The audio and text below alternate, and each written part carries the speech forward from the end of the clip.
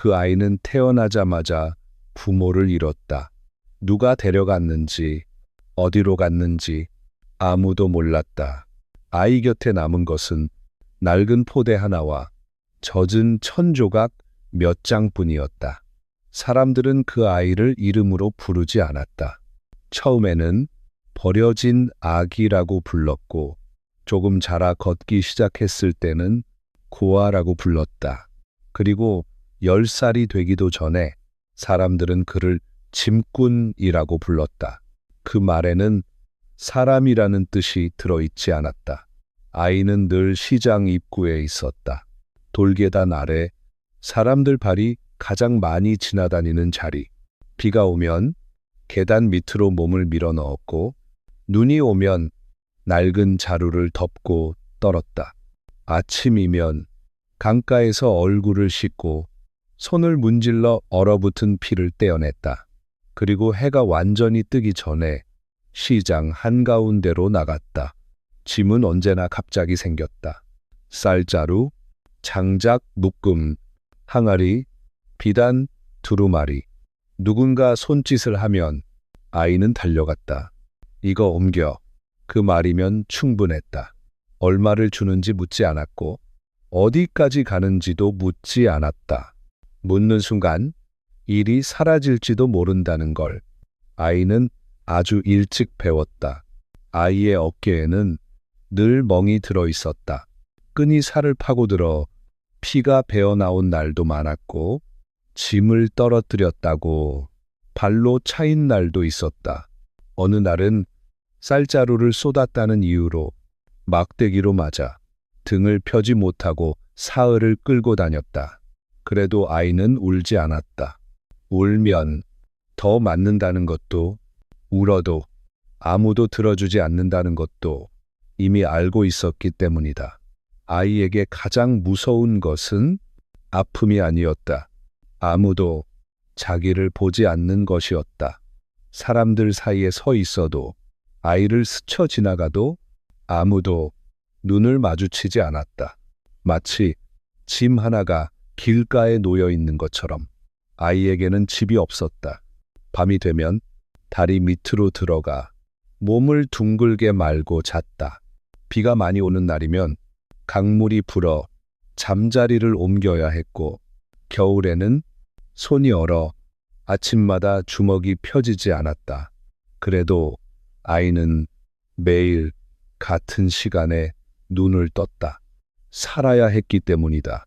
누군가를 기다려주는 사람도, 돌아갈 곳도 없었지만 그래도 살아 있어야 했다. 왜 살아야 하는지는 아이는 몰랐다. 다만 죽고 싶지 않았을 뿐이었다. 그해 봄, 비가 유난히 많이 내리던 날이었다. 아이의 나이는 12살쯤 되었을 것이다. 정확한 나이를 아는 사람은 아무도 없었다. 아이 스스로도 몰랐다. 그날도 아이는 쌀자루 2개를 지고 궁 쪽 큰 길로 가고 있었다. 비는 잦아들었지만 땅은 아직 질퍽했고 발은 자꾸 미끄러졌다. 어깨는 며칠 전부터 다시 터져 붕대가 피에 젖어 있었다. 그래도 아이는 짐을 내려놓지 않았다. 오늘 이 일을 놓치면 오늘 밤 국이 없다는 걸 아이 자신이 가장 잘 알고 있었기 때문이다. 골목 끝에서 아이의 발걸음이 잠시 멈췄다. 앞쪽이 갑자기 소란스러워졌다. 군졸들이 길을 비우고 있었고 사람들이 양쪽으로 밀려났다. 비켜라, 비켜. 왕이 근처 절을 다녀온다는 소문이 아침부터 돌고 있었다. 아이에게는 상관없는 일이었다. 왕이 오든 말든 짐은 그대로였고 배는 그대로 고팠다. 아이는 길 가장자리로 비켜섰다. 그때였다. 멀리서 말발굽 소리가 들렸다. 처음에는 그저 또 하나의 가마 행렬인 줄 알았다. 그런데 소리가 이상하게 빨랐다. 그리고 앞쪽에서 짧고 날카로운 소리가 들렸다. 쇠가 부딪히는 소리였다. 아이의 눈 앞으로 검은 그림자 하나가 스쳐 지나갔다. 그것이 사람이라는 것도 칼이라는 것도 아이는 그때는 알지 못했다. 다만 누군가가 왕이 타고 있던 가마 쪽으로 뛰어들고 있다는 것만 보였다. 사람들이 비명을 질렀다. 군졸들은 아직 상황을 알아차리지 못한 듯 뒤엉켜 있었다. 그리고 그 길 한가운데 어린 아이 하나가 서 있었다. 가마를 구경하러 나왔던 관리의 아이였다. 아이의 몸은 굳어 있었고 발은 움직이지 않았다. 말은 이미 그쪽으로 달려오고 있었다. 그 순간 짐꾼 아이의 몸이 먼저 움직였다. 생각할 시간은 없었다. 나라를 생각하지도 않았고 왕을 떠올리지도 않았고 용기라는 말도 몰랐다. 그저 눈앞에 아이가 있었고 저대로 두면 밟혀 죽을 것 같다는 생각 하나뿐이었다. 아이는 지고 있던 쌀자루를 던지고 앞으로 뛰어들었다. 그리고 아무 말 없이 아이를 끌어안고 옆으로 굴렀다. 말발굽이 바로 옆을 스쳐 지나갔고 흙이 튀었고 사람들의 비명이 한꺼번에 터졌다. 아이의 몸은 돌바닥에 세게 부딪혔다. 그때 뜨거운 통증이 어깨에서 터져 나왔다. 무언가가 살을 깊게 갈랐다. 칼이었다. 아까 스쳐 지나간 그 검은 그림자가 아이를 향해 칼을 휘둘렀던 것이다. 아이의 어깨가 크게 찢어졌고 피가 한꺼번에 쏟아졌다. 아이는 소리를 내지 못했다. 숨이 막혀 입만 벌린 채 그 자리에 쓰러졌다. 군졸들이 달려왔고 사내는 붙잡혔고 왕의 가마는 급히 방향을 틀었다. 그 모든 소리가 아이의 귀에서는 멀리서 울리는 물소리처럼 들렸다. 비와 피가 섞여 바닥을 타고 흘렀다. 그때 아이의 머릿속에 아주 짧은 생각 하나가 스쳤다.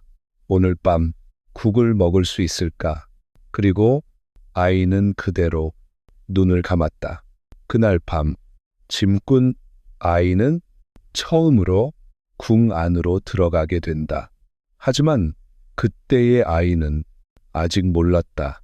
오늘의 이 하루가 자기 인생을 완전히 바꾸게 될 줄은, 그리고 이 어깨의 상처가 평생 지워지지 않을 흉터가 되어 자기 이름보다 먼저 사람들에게 기억되게 될 줄은. 그 아이는 그날 밤 차가운 궁 마루 위에서 피를 흘리며 조용히 누워 있었을 뿐이었다. 아무 말도 하지 않은 채 아이는 사흘 동안 깨어나지 못했다. 눈을 떴을 때 천장은 낯설었다. 다리 밑에 어두운 천장이 아니었고 비새던 나무 판자도 아니었다. 낡았지만 깨끗한 방이었다. 공기에는 약초 냄새와 따뜻한 물 냄새가 섞여 있었다. 어깨가 타는 듯 아팠다. 몸을 조금만 움직여도 숨이 막혔다. 곁에 앉아있던 늙은 의원이 말했다. 움직이지 말거라. 그 말투에는 명령도 위로도 없었다. 그저 오래 사람을 살려온 사람이 습관처럼 내뱉는 말이었다. 아이는 눈을 굴렸다. 방 안에는 군졸 둘과 문가에 서 있는 한 사람이 보였다. 헛간의 남자였다. 낡은 도포를 입고 두 손을 무릎 위에 얹은 채 조용히 앉아 있었다. 아이는 그를 보는 순간 이상하게 마음이 놓였다. 왜 그런지 몰랐다. 다만 그 사람이 곁에 있으면 맞지 않을 것 같았고 쫓겨나지 않을 것 같았고 혼자가 아닐 것 같았다. 남자는 아무 말도 하지 않았다. 아이와 눈이 마주치자 고개만 아주 작게 끄덕였다. 그게 전부였다. 그날 오후 관리 하나가 방으로 들어왔다. 아이의 얼굴을 한참 바라보다가 물었다. 이름이 있느냐? 아이는 아무 대답도 하지 못했다. 대답할 이름이 없었기 때문이다. 부모는? 아이는 고개를 저었다. 사는 곳은? 아이는 잠시 망설이다가 손가락으로 바닥을 가리켰다. 다리 밑입니다. 관리는 잠시 말이 없었다. 그리고 천천히 적었다. 이름 없음, 부모 모름, 거처 없음. 그 글자를 적는 동안 아이는 그 종이를 바라보고 있었다. 자기 이야기가 글로 적히는 것을 처음 보았기 때문이다. 상처는 깊었지만 다행히 뼈까지 닿지는 않았다. 의원은 말했다. 잘 살았다. 조금만 깊었으면 팔을 못 쓸 뻔했다. 그 말이 아이에게는 잘 와 닿지 않았다. 팔을 못 쓰면 짐을 못 나를 것이고 그러면 굶게 될 것이다. 그게 전부였다. 며칠 뒤 아이는 겨우 혼자 앉을 수 있게 되었다. 그때 왕이 보냈다는 관리가 찾아왔다. 비단 옷을 입고 있었고 말투가 유난히 조심스러웠다. 내가 아이를 구한 그 아이냐? 아이는 고개를 끄덕였다. 상이다. 관리의 손에는 작은 상자가 들려 있었다. 열어보니 은전 몇 템과 얇은 비단 한 필이 들어 있었다. 아이는 그것이 무엇인지 몰랐다. 받아도 되는지도 몰랐고 어디에 써야 하는지도 몰랐다. 그때 헛간의 남자가 말했다. 받아라. 그 말이 아니었으면 아이는 아마 받지 못했을 것이다. 며칠 뒤 아이는 헛간으로 돌아왔다. 걸음은 아직 불편했고 어깨에는 두꺼운 붕대가 감겨 있었다. 헛간은 예전과 똑같았다. 마른 풀 냄새, 낡은 기둥, 비 새던 지붕. 그런데 이상하게 그곳은 이제 아이에게 집처럼 느껴졌다. 남자는 아이를 보고 아무 말 없이 물 한 그릇을 내주었다. 그리고 말했다. 짐 나르는 일은 당분간 하지 마라.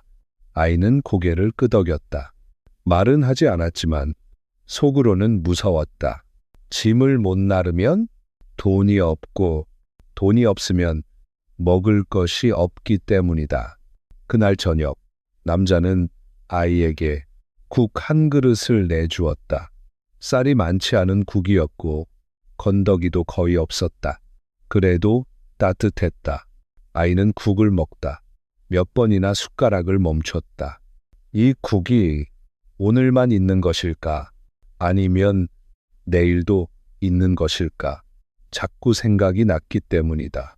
그날부터 아이의 하루는 달라졌다. 낮에는 헛간 일을 도왔다. 장작을 패고 마당을 쓸고 낡은 그릇을 씻었다. 남자는 품십을 주지 않았다. 대신 아침과 저녁에 밥을 주었다. 그리고 아이를 때리지 않았다. 소리를 지르지도 않았고 욕을 하지도 않았다. 그것만으로도 아이에게는 처음 겪는 세상이었다. 어느 날 아이의 손이 너무 떨려 그릇을 떨어뜨렸다. 아이의 몸이 먼저 굳었다. 맞을 줄 알았기 때문이다. 그러나 남자는 그릇을 주워 들고 조용히 말했다. 다친 손으로는 무거운 걸 들지 마라. 그 말에 아이의 눈이 커졌다. 손이 다쳤다는 말을 누군가 처음 해주었기 때문이다. 비 오는 밤, 아이의 상처가 다시 아팠다. 몸이 떨려 잠을 이루지 못하자 남자가 들어왔다. 말없이 헝겊을 적셔 어깨에 얹어 주었다. 그 손길은 조심스러웠고 천천히 움직였다. 아이는 그 손을 바라보다가 처음으로 이런 생각을 했다. 누군가 자기를 함부로 만지지 않는다는 것이 이렇게 이상한 일일 줄은 몰랐다고. 며칠 뒤 남자는 아이에게 나무 조각 하나를 내밀었다. 거기에 검은 글자 하나가 적혀 있었다. 이게 사람 인자다. 아이는 그 글자를 오래 바라보았다. 획은 3개였고 모양은 단순했다. 사람이라는 뜻이다. 그날부터 아이는 밤마다 그 글자를 따라 그렸다. 손가락으로, 숯으로, 부러진 나뭇가지로. 남자는 서두르지 않았다. 하루에 한 글자, 아주 천천히 계절이 바뀌었다. 여름이 지나고 가을이 오고 상처는 조금씩 아물었다. 아이의 손에는 굳은 살 말고도 잉크 자국이 생기기 시작했다. 아이의 눈에는 짐 대신 글자가 들어오기 시작했다. 그러던 어느 날 남자가 조용히 말했다. 이제 창고 일을 해보거라. 궁한 작은 창고였다. 짐은 여전히 무거웠지만 비를 맞지 않아도 되었고 밥은 정해진 시간에 나왔다. 아이는 그곳에서 장부를 처음 보았다. 숫자가 줄처럼 이어진 종이. 아이는 그 종이를 바라보다가 이상하게 마음이 뛰었다. 자기 인생도 언젠가는 저렇게 적힐 수 있을까 생각했기 때문이다. 그때 아이는 몰랐다. 이 헛간에서의 몇 달이, 이 창고에서의 조용한 날들이 훗날 자기가 칼을 맞고 나라를 지키게 되는 날보다 더 중요한 시간이라는 것을, 사람으로 사는 법을 처음 배우고 있다는 것을, 그리고 곧 이 조용한 날들이 끝나게 될 줄은 궁 안에 검은 그림자가 다시 움직이기 시작했다는 것을 가을이 깊어가던 어느 날이었다. 궁 안 창고에서 일하던 아이는 아침부터 이상한 기운을 느꼈다. 사람들의 발걸음이 평소보다 빨랐고 군졸들의 얼굴에는 말하지 않는 긴장이 묻어 있었다. 아이에게는 이유를 묻는 습관이 없었다. 묻지 않아야 맞지 않고 쫓겨나지 않고 일을 잃지 않는다는 것을 몸으로 배웠기 때문이다. 그날도 아이는 조용히 장부를 들고 창고 문을 나섰다. 왕이 오후에 연못 쪽 정자를 지나 책방으로 이동한다는 소문이 아침부터 돌고 있었다. 궁 안은 분주했다. 비단을 나르는 사람, 차를 준비하는 내관, 길을 정리하는 군졸들. 아이의 일은 그 사이를 오가며 물건을 옮기는 것이었다. 정자 근처에 이르렀을 때 아이의 발이 잠시 멈췄다. 난간 아래 낯선 사내 하나가 서 있었다. 내관도 아니고 군졸도 아니고 관리의 옷도 아니었다. 도포는 평범했지만 손이 이상하게 굳어 있었다. 사내는 정자 쪽을 똑바로 보고 있었다. 눈이 사람을 보지 않고 길을 보지도 않고 오직 한 지점만 보고 있었다. 아이의 가슴이 이상하게 서늘해졌다. 왜 그런지 몰랐다. 그저 저 사람은 짐꾼처럼 서 있으면 안 된다는 생각이 불쑥 들었다. 그때 멀리서 발걸음 소리가 들렸다. 왕이었다. 가마가 아니라 가벼운 행차였다. 몇몇 신하와 군졸만 따르고 천천히 걸어오고 있었다. 사내의 손이 도포 속으로 들어갔다. 아이는 그 순간에야 보았다. 짧은 칼의 손잡이가 천 사이로 반짝이는 것을. 아이는 숨을 들이마셨다. 소리를 내고 싶었지만 목이 굳어 아무 소리도 나오지 않았다. 군졸들은 왕의 앞뒤를 살피느라 난간 아래를 보지 못하고 있었다. 사내는 한 발 앞으로 나왔다. 그리고 도포 속에서 칼을 꺼냈다. 그때 아이의 몸이 먼저 움직였다. 이번에도 생각은 없었다. 나라를 떠올리지도 않았고 왕의 얼굴도 몰랐고 충성이라는 말도 몰랐다. 그저 저 칼이 사람을 찌를 것 같다는 생각 하나뿐이었다. 아이는 들고 있던 장부를 떨어뜨리고 사내 쪽으로 달려들었다. 사내가 놀라 몸을 돌리는 순간 칼이 허공을 갈랐다. 아이의 몸이 사내와 부딪혔고 둘은 난간 쪽으로 함께 넘어졌다. 사내는 이를 악물고 다시 칼을 들었다. 이번에는 아이 쪽이 아니라 정자 쪽이었다. 왕은 이미 몇 걸음 앞까지 와 있었다. 아이는 사내의 팔을 붙잡았다. 힘은 상대가 훨씬 셌다. 아이의 손이 미끄러졌고 칼끝이 왕 쪽으로 향했다. 그 순간 아이의 몸이 앞으로 던져졌다. 그리고 아무 말 없이 사내와 왕 사이에 자기 몸을 밀어 넣었다. 칼이 아이의 어깨를 깊게 파고들었다. 첫 번째 상처보다 훨씬 깊고 훨씬 뜨거웠다. 칼날이 뼈를 긁는 소리가 아주 짧게 들렸다.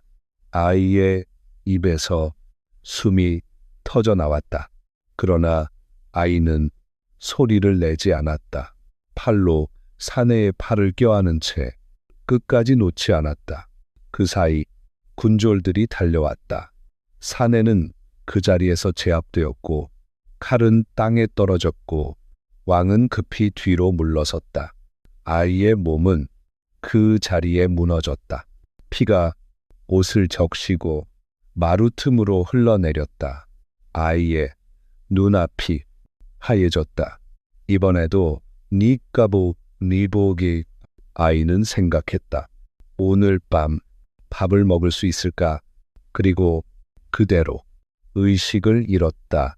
아이를 처음 발견한 사람은 왕이었다.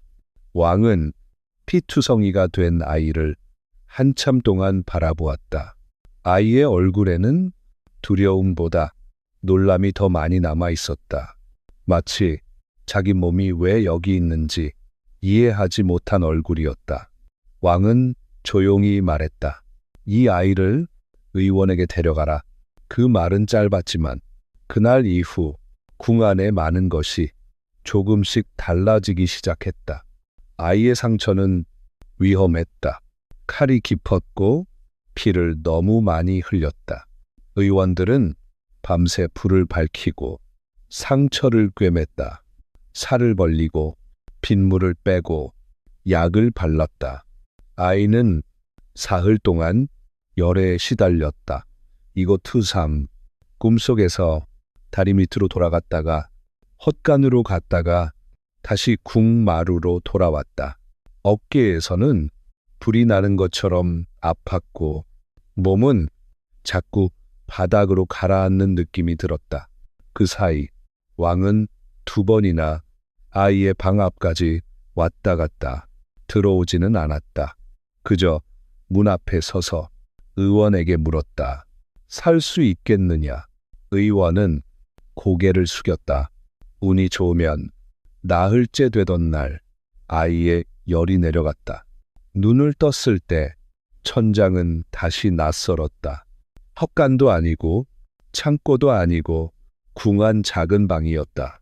곁에는 낯선 내관이 앉아 있었고 문 밖에는 군졸이 서 있었다. 아이의 어깨에는 두꺼운 붕대가 감겨 있었고 움직이려 하자 숨이 막혔다. 그때 문이 열리고 왕이 들어왔다. 아이의 눈이 크게 떠졌다. 왕의 얼굴을 이렇게 가까이서 본 것은 처음이었다. 왕은 잠시 아이를 바라보다가 천천히 말했다. 내가 내 앞에 섰던 아이냐? 아이는 아무 말도 하지 못했다. 말을 할 힘도 없었고 무슨 말을 해야 하는지도 몰랐다. 왕은 다시 물었다. 왜 그랬느냐? 아이는 오래 침묵하다가 아주 작게 말했다. 아이, 있었습니다. 그 말이 전부였다. 왕은 그 말을 듣고 한참 동안 말이 없었다. 그리고 조용히 고개를 끄덕였다. 며칠 뒤 왕의 명으로 아이의 신분을 조사했다. 이름 없음, 부모 없음, 짐꾼. 그 기록을 본 신하들은 서로 얼굴을 보았다. 이런 아이를 상으로 무엇을 주겠습니까? 돈을 주면 끝이지요. 왕은 고개를 저었다. 이 아이는 돈을 위해 몸을 던진 것이 아니다. 그 말 이후 궁 안에는 아이를 어떻게 해야 할지를 두고 조용한 논의가 이어졌다. 상처가 아물 무렵 아이의 어깨에는 긴 흉터가 남았다.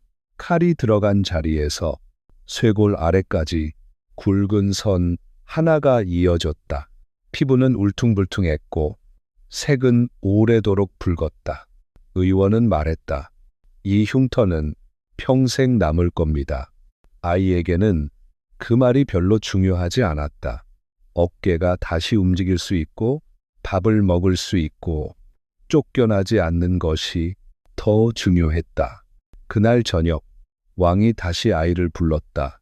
그리고 아주 조용히 말했다. 너를 궁 안에 두겠다. 아이의 눈이 흔들렸다. 짐꾼으로 쓰겠다는 뜻이 아니다.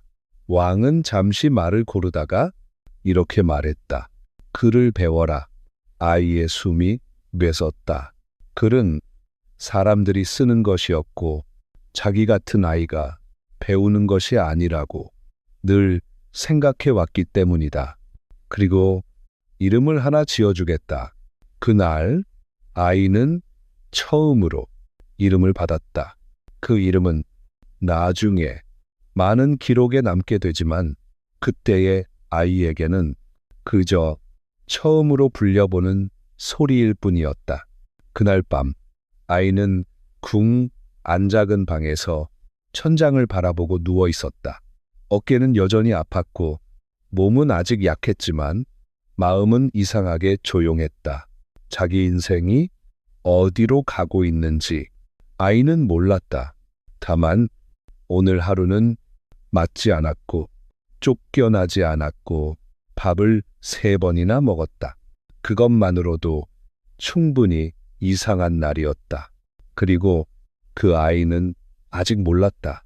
앞으로 수십 년 동안 그 흉터가 자기 몸에 남아 자기 이름보다 먼저 사람들에게 기억될 줄은, 그리고 이 조용한 방에서 시작된 삶이 훗날 나라의 일을 맡게 될 자리까지 이어질 줄은 그 아이는 그날 밤 아주 오래 잠들지 못했다. 천장을 바라보며 처음으로 내일을 생각했다. 아이의 몸이 거의 다 나았을 때 계절은 어느새 겨울로 접어들고 있었다.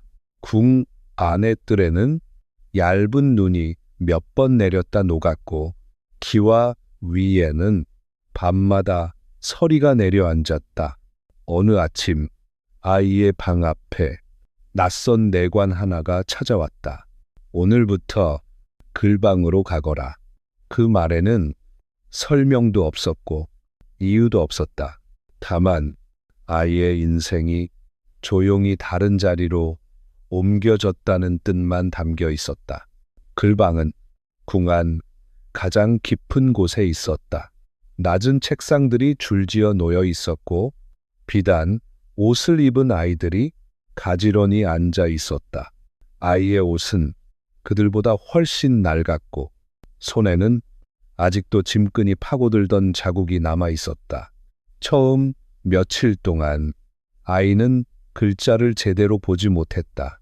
눈앞에 붓을 들고 앉아 있으면 자꾸만 쌀자루의 무게가 먼저 떠올랐고 어깨에 흉터가 쑤셔 손이 떨렸다. 밤이면 불을 끄고 누운 채 천장을 바라보았다. 헛간에서 자던 버릇처럼 어둠 속에서 조용히 숨만 쉬었다. 글은 쉽지 않았다. 다른 아이들은 어릴 때부터 배웠고 집에서 늘 연습했다.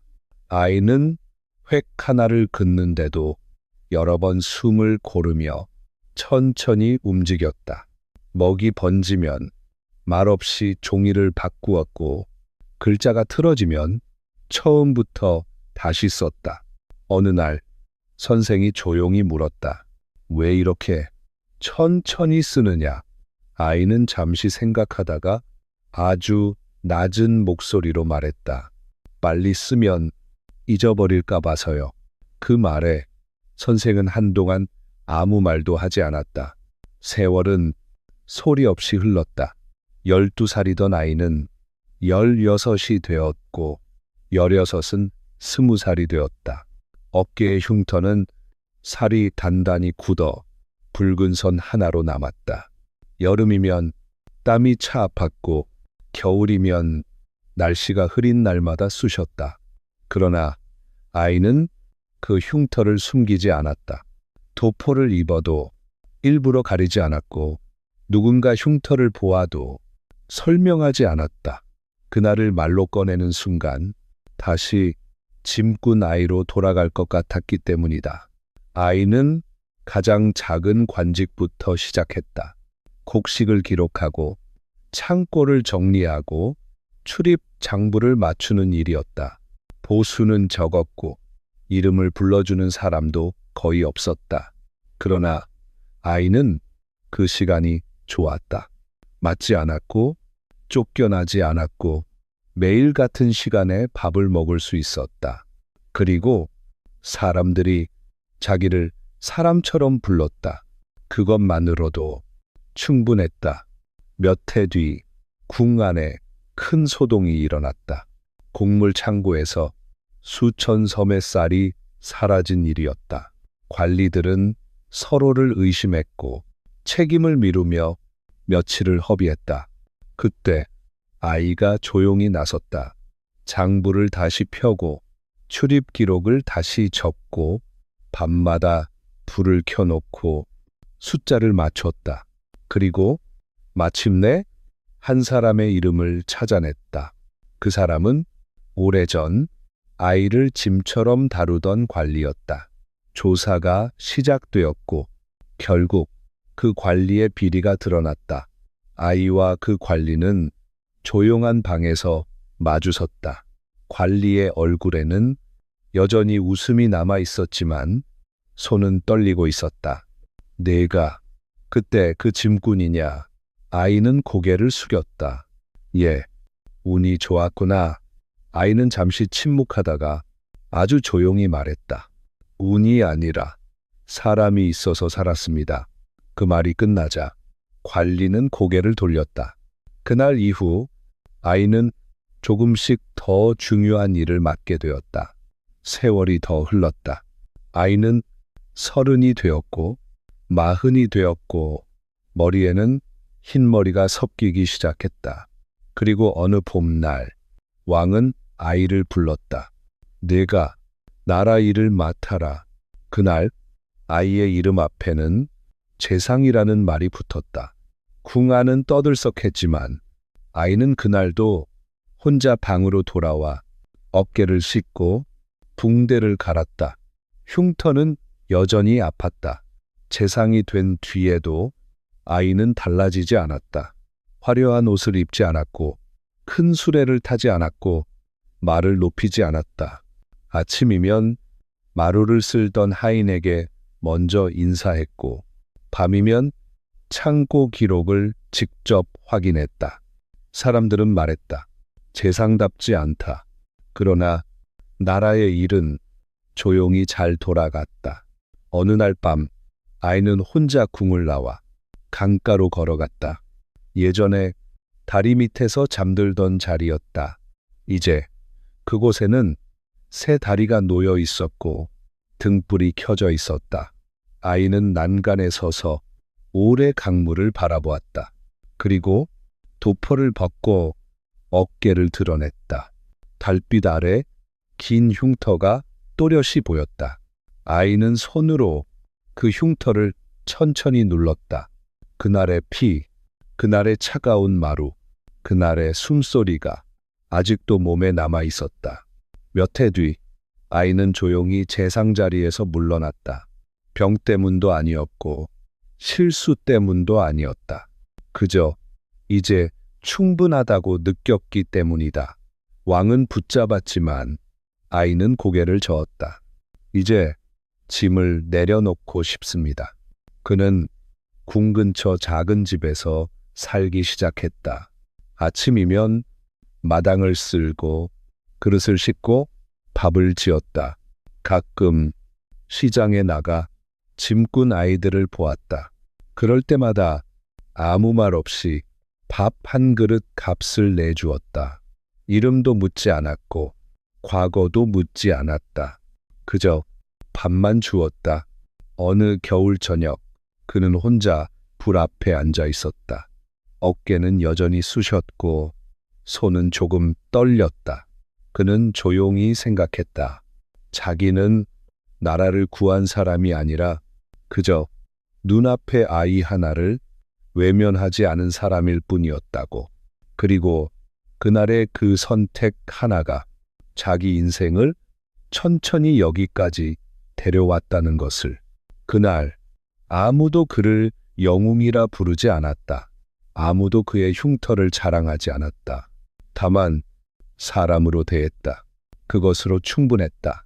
불이 꺼졌고 방 안은 조용해졌다. 밖에서는 눈이 소리 없이 내리고 있었다.